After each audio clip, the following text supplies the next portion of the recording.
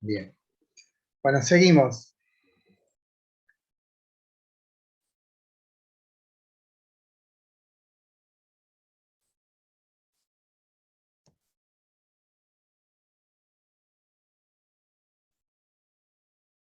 Bueno, aquí lo que tenemos es entonces este desafío que es eh, acceder a este orden, ¿no? No digo desafío en el sentido de invitación a que accedan a ese orden, sino a comprenderlo, ¿no? Lo interesante de esto es cuáles son los caminos que condujeron a Platón a concebir semejante doctrina. Y establecimos uno de los caminos que es la vivencia socrática, llamémosle así, porque tiene que ver con el trato de Platón con Sócrates. Y el otro es más epistemológica, si tenéis que ir más científica, es el pitagorismo.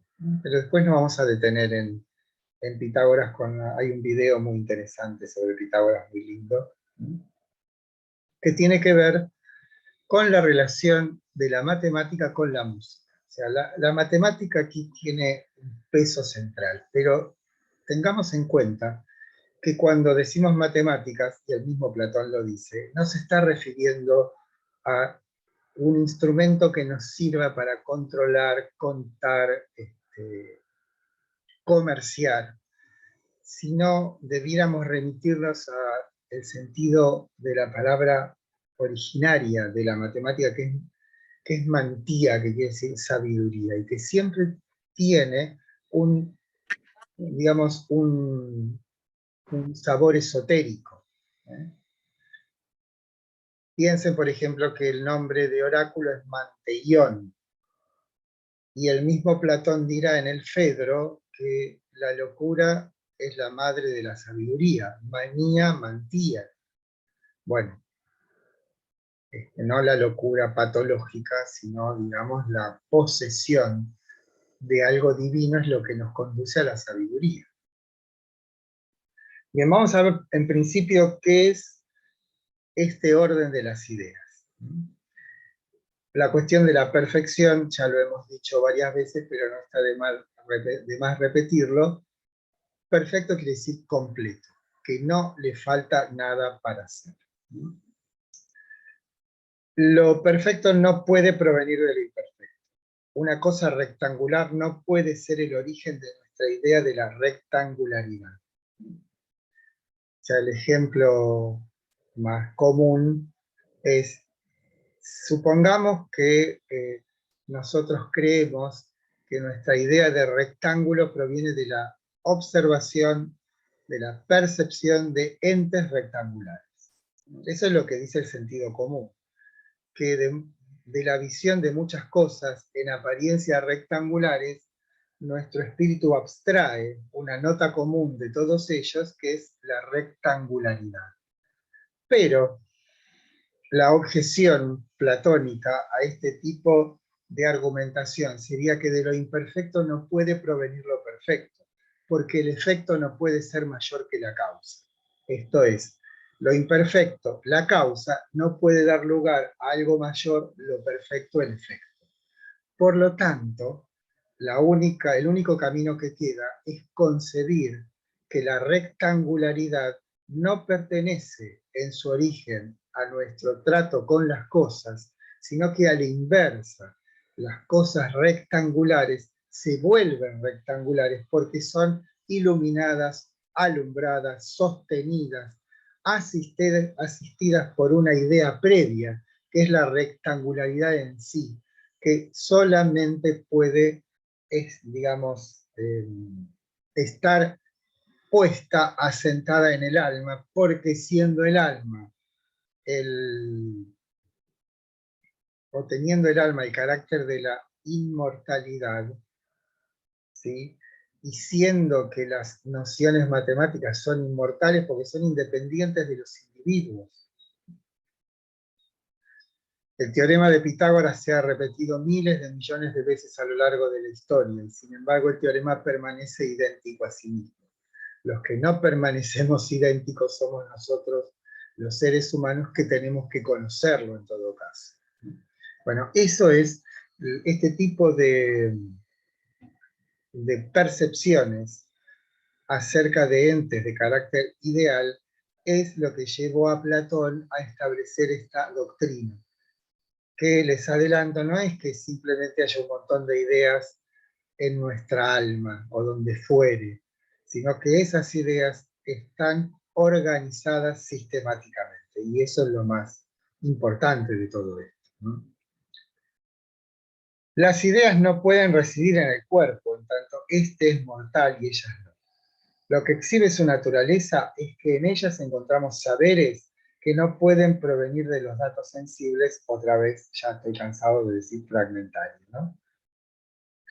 Son inteligibles, esto es, como aprendimos con Parménides, los entes que habitan en aquello que es, no se pueden percibir a través de los sentidos, sino a través del intelecto, y recordemos que el caso ideal de captación de ese tipo de entes solo inteligibles es que esa captación puede ser absoluta, a diferencia de lo que nos pasa con los entes espaciotemporales, de los cuales no podemos tener ninguna captación absoluta, porque siempre se nos dan en partes, en fragmentos. Entonces, la garantía de inteligibilidad de los entes que habitan el orden de las ideas es su posibilidad de ser captados de un modo absoluto. Y el ejemplo más trivial que tenemos de ese tipo de captación es el de las verdades matemáticas o de los axiomas que presiden toda derivación deductiva matemática.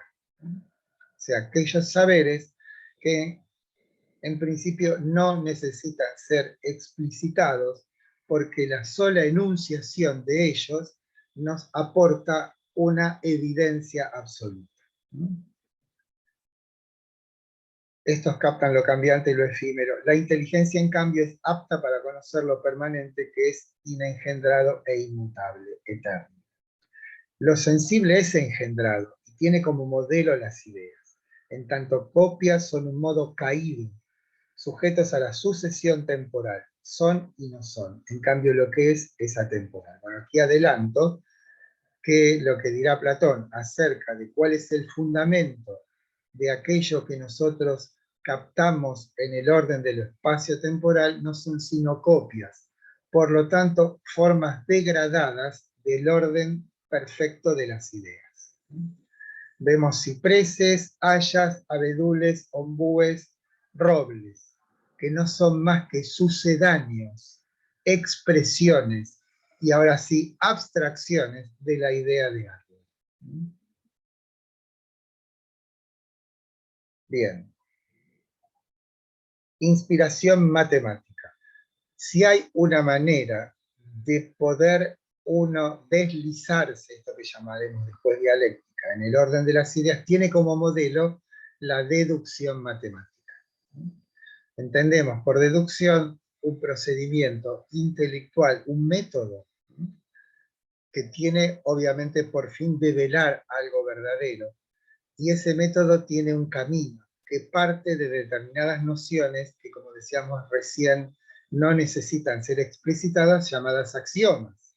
O sea, piensen ustedes que toda la geometría de Euclides se basa en unos pocos postulados, y a partir de esos pocos postulados, como el de las paralelas, o definiciones tales como entre dos puntos la distancia más corta es una recta, o por un punto pasan infinitas rectas, todo ese tipo de postulados son como el embrión, si lo queremos ver biológicamente, de toda una serie infinita de derivaciones posibles, y todas necesariamente verdaderas, porque en la deriva que implica el camino deductivo, si nosotros nos detenemos en cualquier momento de esa deriva, encontraremos que hacia atrás lo dicho tiene el mismo carácter verdadero que lo que sigue. O sea, no es que vamos alumbrando gradualmente algo verdadero, sino que siempre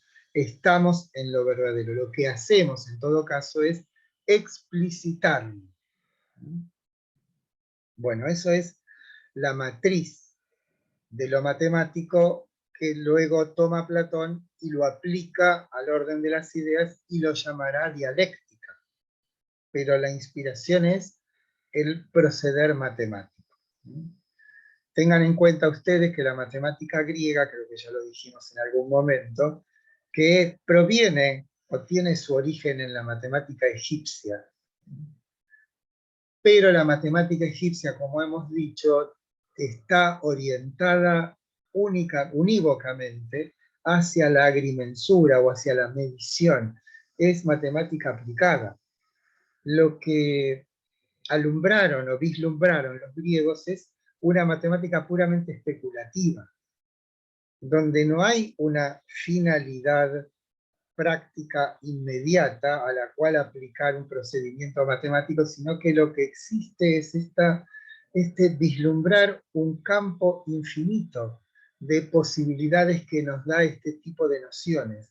Digo campo infinito en el sentido de las posibilidades de derivación de nuevas verdades a través de determinados principios.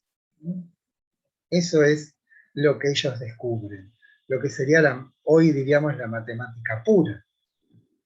Creo que les dije que hay un matemático que se llama Penrose. ¿Se los dije? ¿Les hablé de Penrose? Pregunto. De paso verifico que están ahí todavía. ¿Están Estamos ahí? firmes acá. Ah, Sí, sí, sí. bueno. ¿Están durmiendo? Porque No, no, para nada. tardan un montón en responder. Bueno, ¿se acuerdan de Penrose? Hablé de Penrose, que es un matemático actual, ¿no? No, yo no me acuerdo. Bueno, dice que es un inglés, que cuando nosotros los matemáticos eh, llegamos a una conclusión, o sea, a la solución de un teorema, de un problema, vieron que lo que dicen es que la solución sea elegante, que es raro decir en el orden austero y despojado de lo matemático, la palabra elegante parecería que no cuadra, ¿no? Sin embargo, hay demostraciones elegantes. Y ese adjetivo claramente tiene que ver con que esa demostración tiene cierta belleza, cierta armonía, o cierto tono artístico, si se quiere. Y termina haciendo una suerte de autoconfesión irónica, Penrose, diciendo que claramente, por lo menos en ese orden, todos los matemáticos somos platónicos. Por esa búsqueda de una armonía, incluso en ese orden aparentemente tan despojado de lo sensible, que es lo matemático. Bien. ¿Por qué es importante lo matemático por una cuestión más bien estratégica, ¿no? Porque es una de las maneras que tenemos de enfrentar a la sofística.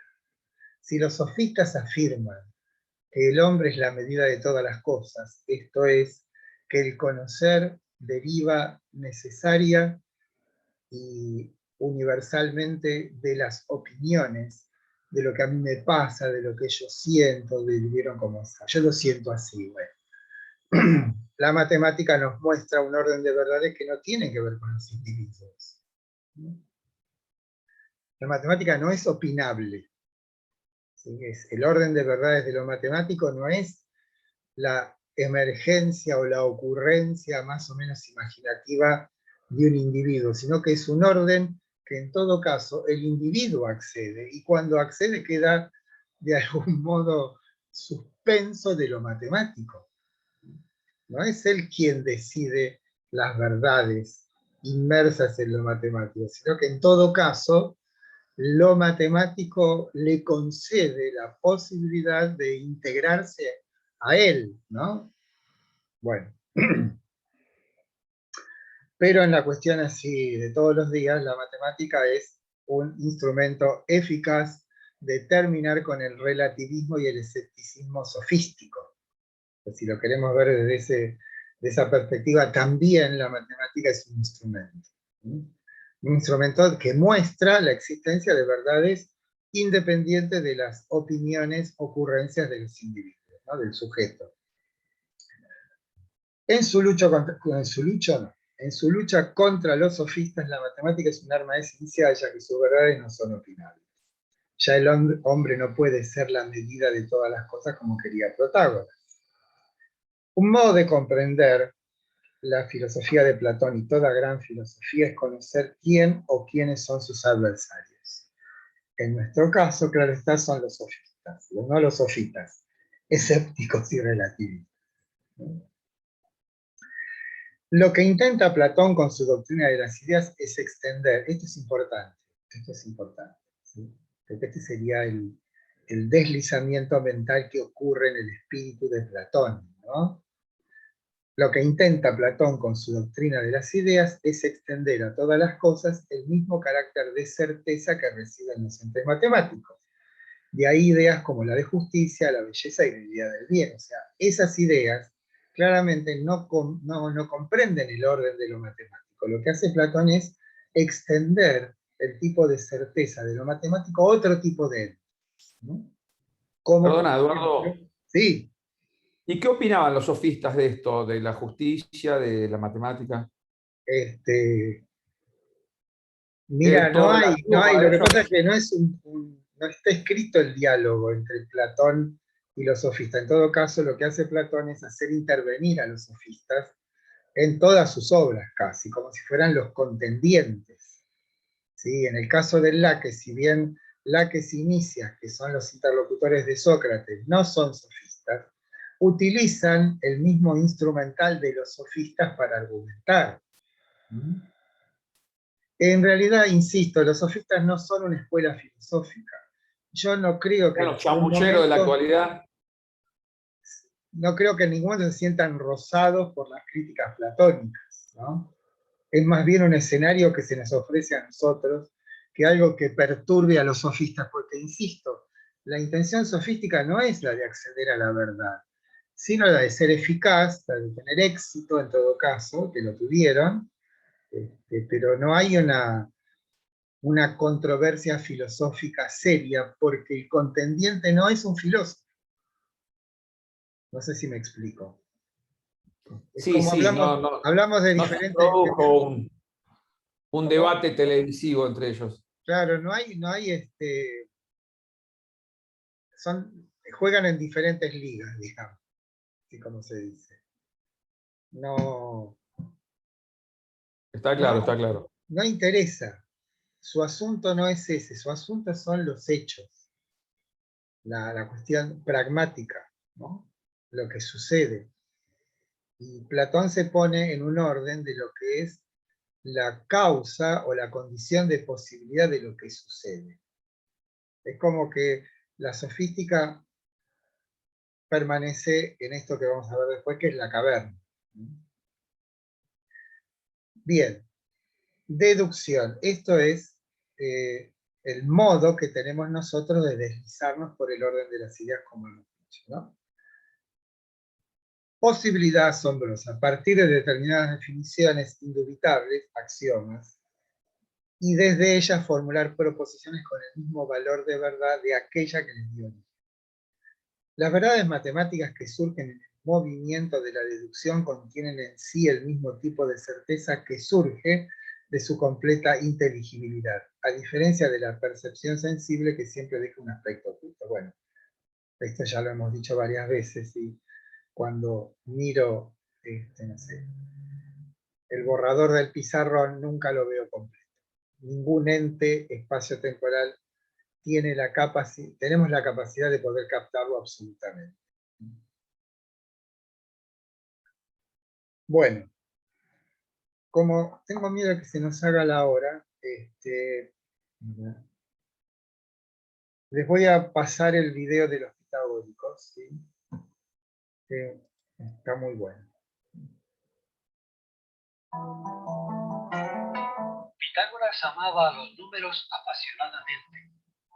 El insigne matemático, a que le fascinaban los increíbles vínculos vínculos entre los algoritmos y la naturaleza, había descubierto a través de sus experimentos e investigaciones que todos los fenómenos naturales, incluida la música como tal, se rigen por leyes que pueden describirse a través de ecuaciones matemáticas.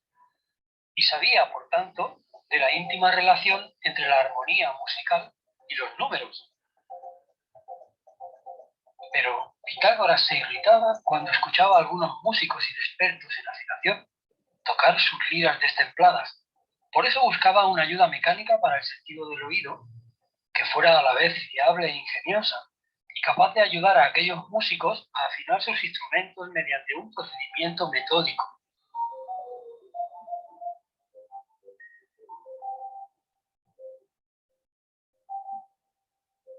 Meditaba sobre el problema convencido de que debía construir un aparato de medida, similar a una regla o a un compás o a algún instrumento óptico, algo parecido a la balanza y a su uso con los conceptos de pesos y medidas.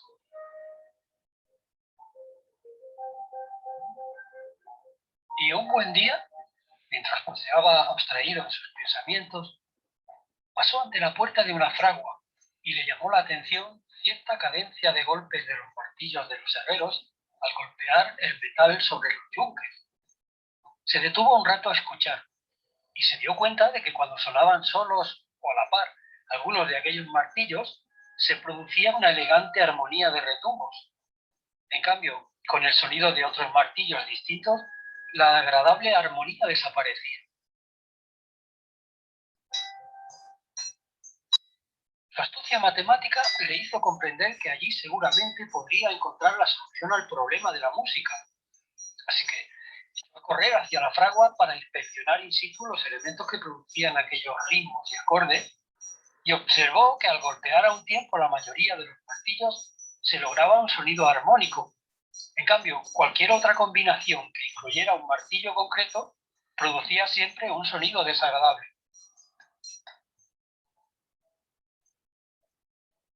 Analizó todas las herramientas y se dio cuenta de que las que eran armónicas entre sí guardaban una relación matemática sencilla. Las masas de todos y cada uno de los martillos que sonaban acordes en conjunto eran proporcionales entre sí. Todos los martillos cuyos pesos guardaban entre sí la proporción de la mitad, 2/3 o 3/4, producían sonidos armónicos.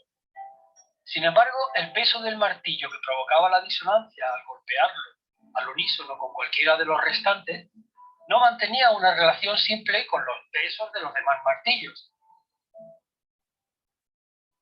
Es decir, llevando al campo de las matemáticas aquella experiencia suya en una fragua, Pitágoras de Samos inventó la llamada afinación pitagórica, una gama musical construida sobre intervalos de quintas perfectas de razón 3/2, tras descubrir las leyes de los intervalos musicales regulares, es decir, las relaciones aritméticas de la escala musical.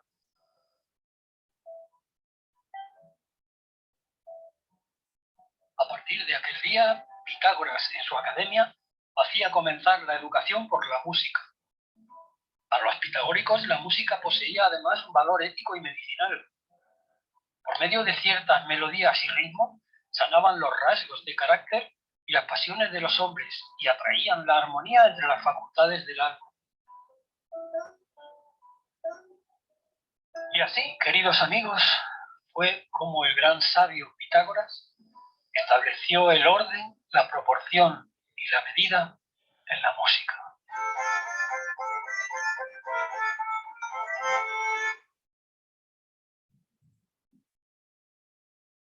Bueno, ¿les gustó? ¿Vieron qué lindo? Sí, Sí. muy piola.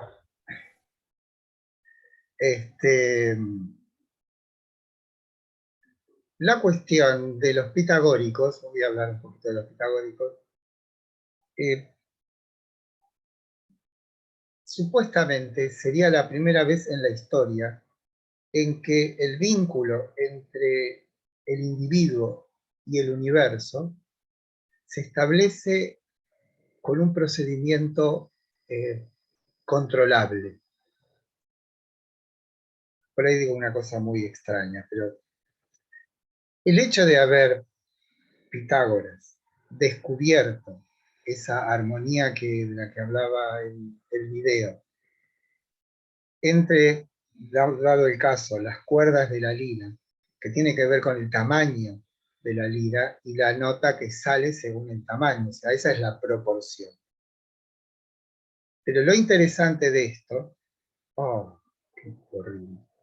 Lo interesante de esto es que si nosotros, o Pitágoras, ha podido describir minuciosa y exhaustivamente algo que ocurre fuera de nosotros, como es un sonido que claramente pertenece al orden del espacio temporal, eso quiere decir que el orden de lo matemático no es algo que simplemente existe como modo de especulación en la mente de algunos iluminados, sino que lo que implica este descubrimiento y esta posible descripción de un fenómeno que ocurre fuera de nosotros es que la legalidad que rige el universo es una, y la matemática es un modo de poder establecer un vínculo entre el individuo, en todo caso el matemático, y la totalidad. ¿Se acuerdan esto que hablábamos en el caso de Heráclito? No obviamente referido a lo matemático, pero en lo matemático eso se explicita y se formula de un modo doctrinario, ¿no? Decir, bueno, fíjense cómo es posible a través de un determinado lenguaje, de una determinada manera, de un determinado orden, dar cuenta de algo que existe fuera de ese orden. Y esa conclusión es a la que llegan ellos para terminar diciendo de que el universo está regido matemáticamente. Muchos siglos después, Galileo Galilei dijo esto: el universo, Dios ha escrito dos libros. Uno, obviamente, es la Sagrada Escritura, y otro es la naturaleza, que está escrita en caracteres matemáticos.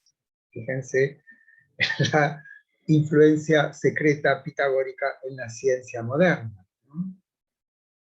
¿Qué es hoy la ciencia sino la posibilidad de poder controlar el comportamiento de los entes matemáticamente? Bueno, eso se lo debemos a Pitágoras, y hay una suerte de deslumbramiento que se da muchas veces en la historia del pensamiento con la matemática. Que en principio, en nuestro caso, en el de Platón, lo que le otorga es un orden de certezas absolutas que le sirve, entre otras cosas, para poder replicar con eficacia al relativismo y escepticismo sofístico.